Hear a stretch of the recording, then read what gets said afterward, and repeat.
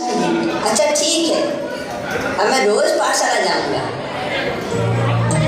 पाठशाला जाना, पढ़ कर आना, कोई जब पूछे जल्दी से बताना, क्या क्या करना पाप है, क्या क्या करना पाप है।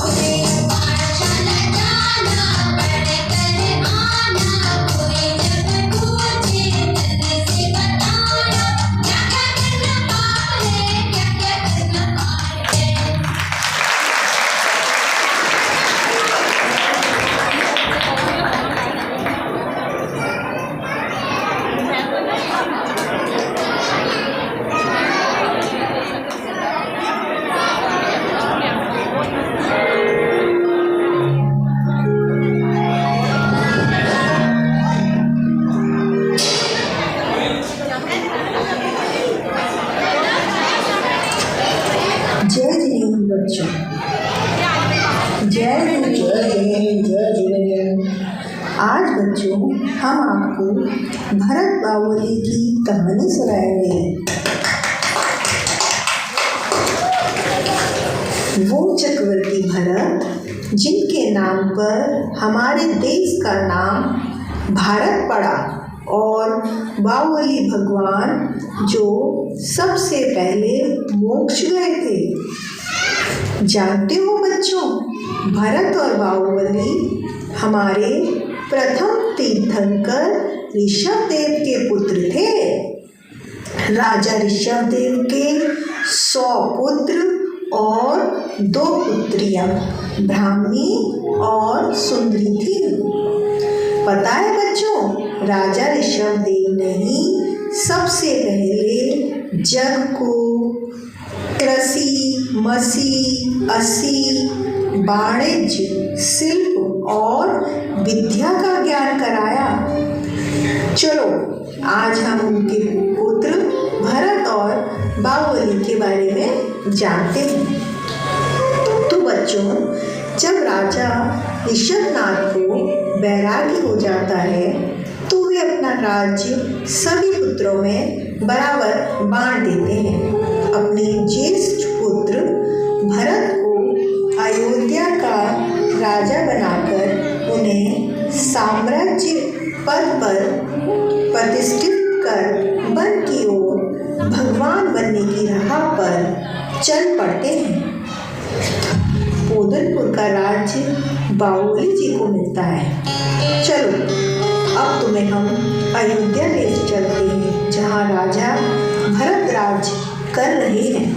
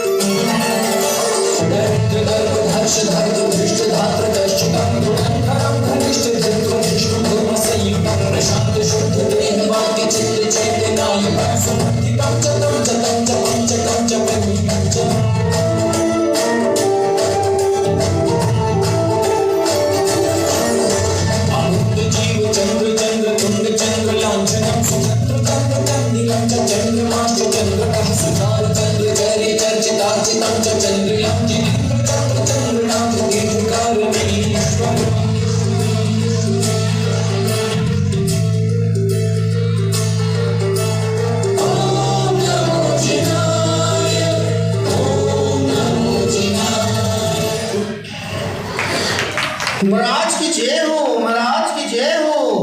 महाराज 3 शुभ समाचार हैं। पहला, आपके पूज्य ऋषभदेव मुनिराज को केवल ज्ञान की प्राप्ति हुई है। दूसरा शुभ समाचार ये है कि आपको पुत्र रत्न की प्राप्ति हुई है। तीसरा शुभ समाचार, आपकी आयुधशाला में चक्र रत्न प्रकट हुआ है।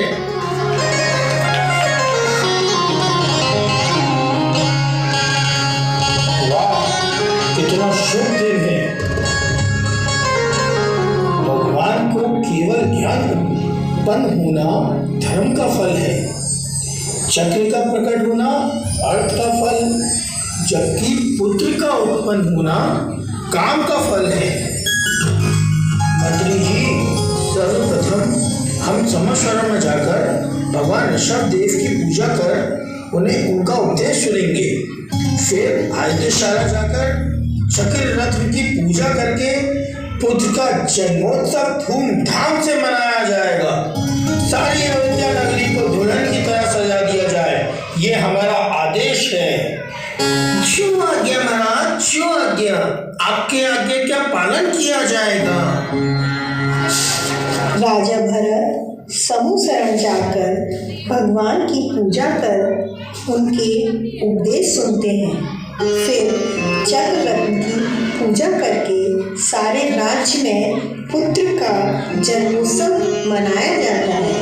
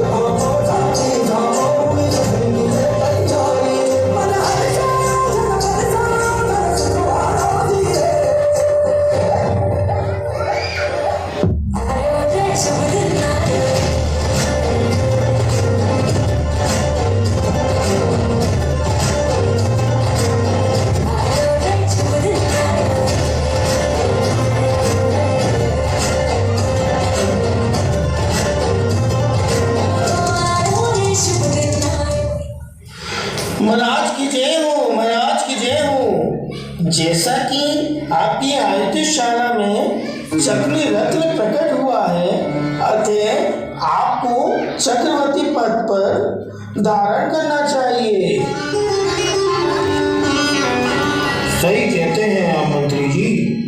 अब हमें दिग्विजय के लिए प्रस्थान कर देना चाहिए।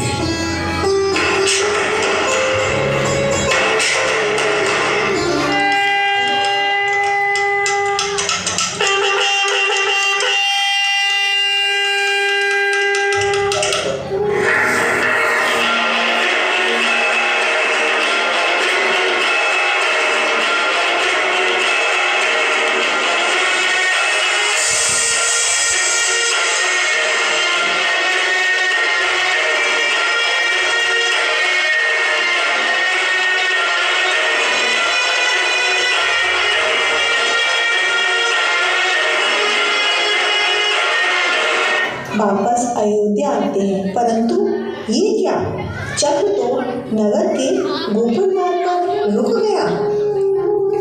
ये क्या, समस्त दिशाओं को विजय प्राप्त करने में ये कहीं नहीं रुका।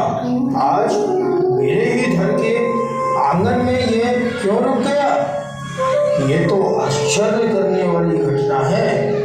पुरोहित जी, आप तो ज्ञानी हैं, आप ही कारण बताएं। हे राजन, यद्यपि आपने भाग्य राज्य को तो जीत लिया है, ताकि आपके घर के लोग, आपके भाई आपके अधीन नहीं हैं। उन्होंने आपकी अधीनता स्वीकार नहीं की है, अतः ये चक्ररत्न रुक गया है। मंत्रीवर, जाओ, कुशल दूतों को मेरे सारे भाइयों के पास भेजो और मेरे शरण में आने को कहो। वे मेरे छोटे भाई हैं, बड़े भाई की अधीनता में उन्हें कोई ऐतराज नहीं होगा। जो आज्ञा महाराज, जो आज्ञा। 98 भाई दूत का समाचार सुन संसार से विरक्त हो भगवान ऋषभ देव जी की समूह शरण में जाकर दीक्षित हो गए। परंतु उदयपुर में क्या होता है, आइए देखते हैं। चलो, आपको उदयपुर ले चलते हैं।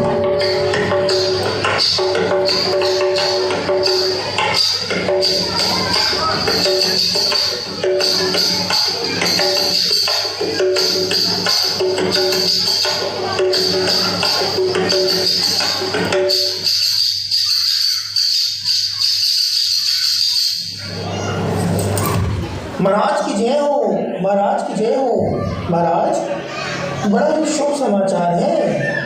आपके ज्येष्ठ भ्राता सम्राट भरत चक्रवर्ती बनने जा रहे हैं। अतः उन्होंने आपको अपनी इस जीत में शामिल होने को कहा है। तुम बहुत चतुर हो दूत, तुमने अपनी बात बहुत चतुरता से रखी है। मैं इसका रहस्य समझता हूँ। मैं बड़े भाई के नाते भरत को बारंबार नमस्कार करता हूँ, परंतु राज कहकर उन्हें नमस्कार नहीं कर सकता। पूज्य पिताजी ने मुझे ओदन पोता राज्य सौंपा था। मैं अपने राज्य का संचालन और पूजा का पालन अच्छे से कर रहा हूँ। इसमें उनसे मुझे कुछ लेना देना नहीं है। मैं सम्राट भरत की अधीनता स्वीकार करने से इनकार करता हूँ। तुम जा सकते हो। जो आज्ञा महाराज, जो आज्ञा।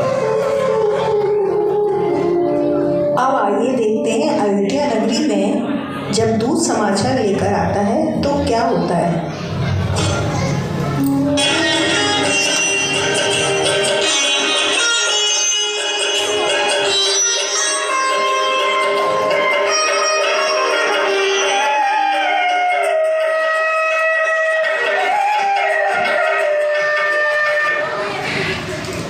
प्रणाम महाराज। शुभ समाचार ये है कि आपके 98 भाई अपना राज्य आपको सौंपकर दीक्षा ले चुके हैं, परंतु क्षमा महाराज, क्षमा। आपके लघु भ्राता राजा बाहुबली जी ने आपकी अधीनता स्वीकार करने से इनकार कर दिया है। क्या? जिन्हें हमने बालकपन में बड़े ही प्यार से खिलाया, हम साथ खेले, पढ़े, बड़े हुए, ऐसा छोटा भाई जो मुझसे सबसे ज़्यादा स्नेह रखता था, आज उसने मुझे प्रणाम करने से इनकार कर दिया। अरे कोई अन्य ऐसा करता तो मुझे उसको जीतने में खुशी होती, परंतु बाहुबली वो तो बुद्धिमान, विनयी, चतुर, परिपाटी को जानने वाला सज्जन मेरा लघु भ्राता है। उसे मेरे विषय में विकार कैसे हो गया? मैं तो उसे केवल अपनी शरण में आने को कह रहा था। मुझे उसका राज्य नहीं चाहिए था। बड़े ही दुख की बात है। मुझे अपने ही भाई से युद्ध करना होगा। मंत्री जी, जाइए सेनापति से कहो युद्ध की तैयारी करें। जो आज्ञा महाराज, जो आज्ञा। इस तरह दोनों तरफ राजा भरत और राजा बाहुबली की सेनाएं युद्ध के लिए तैयार हो जाती हैं।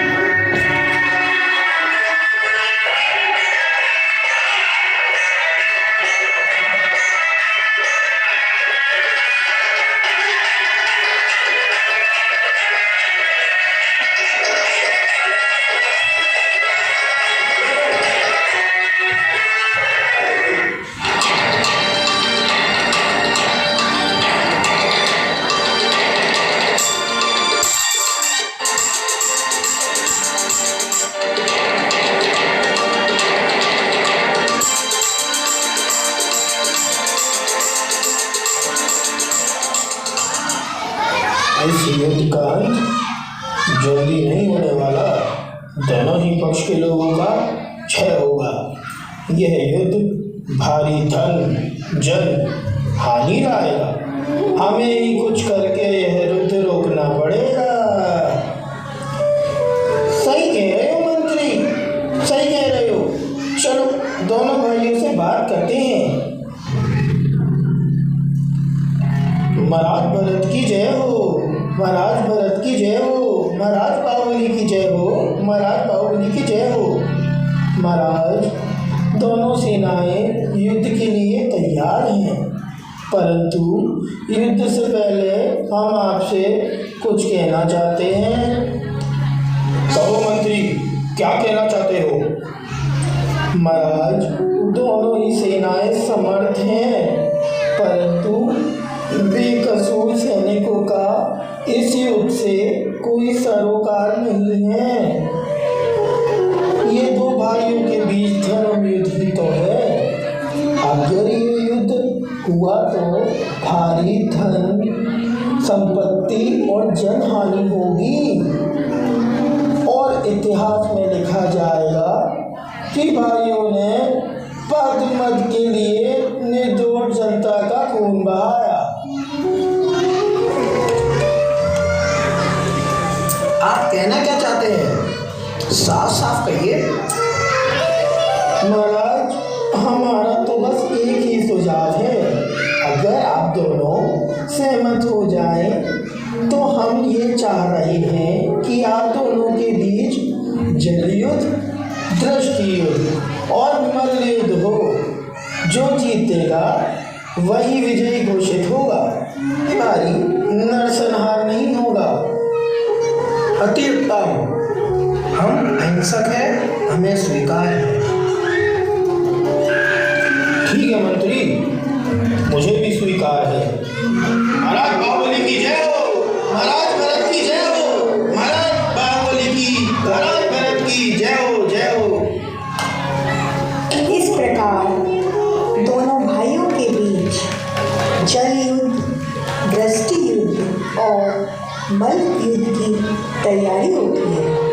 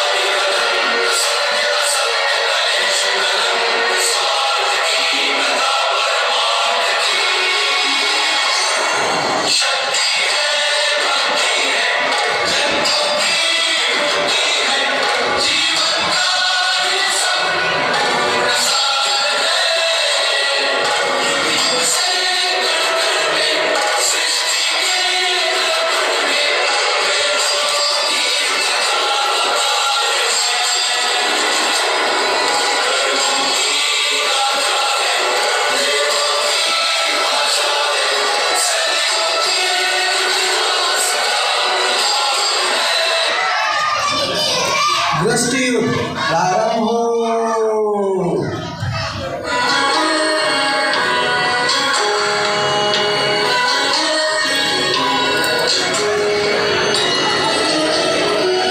भरत बाहुबली के तेजस्वी नेत्र देखने लगते हैं।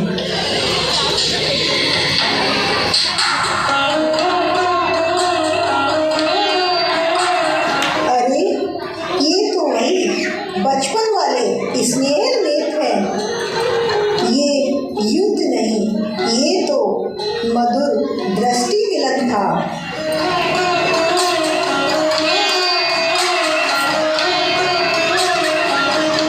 और भावुकता में सोचते सोचते ही अनायास से, अचानक से मुद गए भरत के नयन। वे जान ही नहीं पाए और घोषणा हो गई। पराजित हुए भरत, जीत गए बाहुबली। बाहुबली की जय हो, बाहुबली की जय हो। अब समय था जल युद्ध का। जल युद्ध प्रारंभ हो।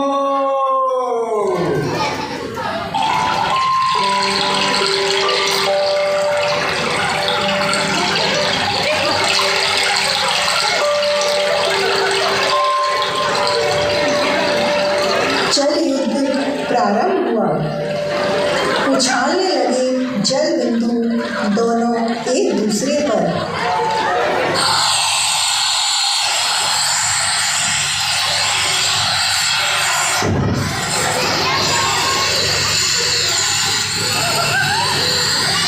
बाहुबली जी भरत से कद काठी में बड़े थे। बाहुबली जी का कद 525 धनुष था, जबकि भरत का 500 धनुष।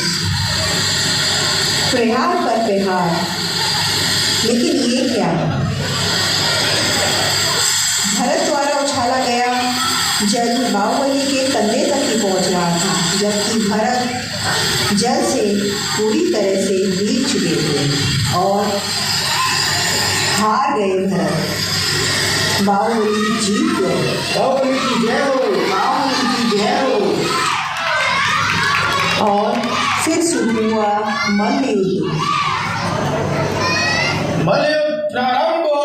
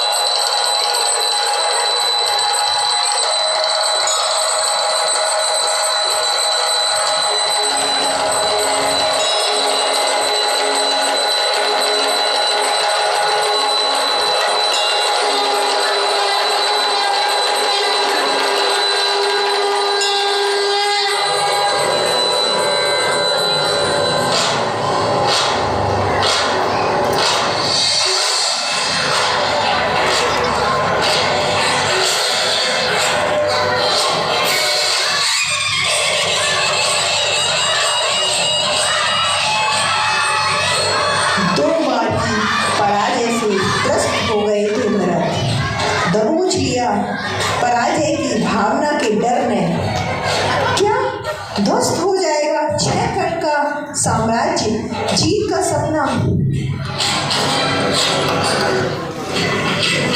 मुझ पर हंसेंगे राजागण, मेरा चक्रवर्ती पर खो जाएगा। नहीं नहीं, मैं ऐसा नहीं होने दूंगा, मुझे जीतना होगा।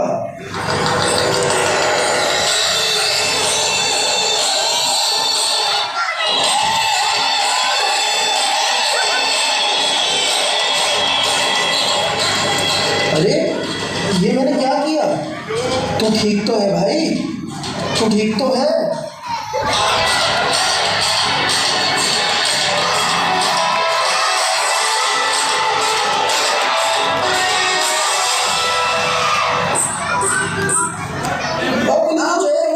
बाहुबली की जय हो, बाहुबली की जय हो।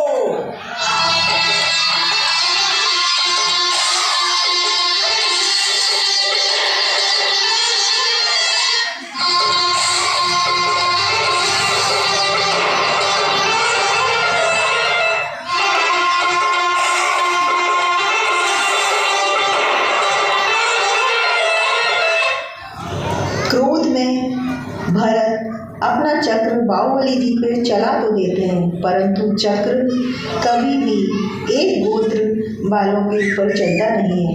अतः चक्र बाहुबली जी की 3 परिक्रमा कर वापस लौट आता है।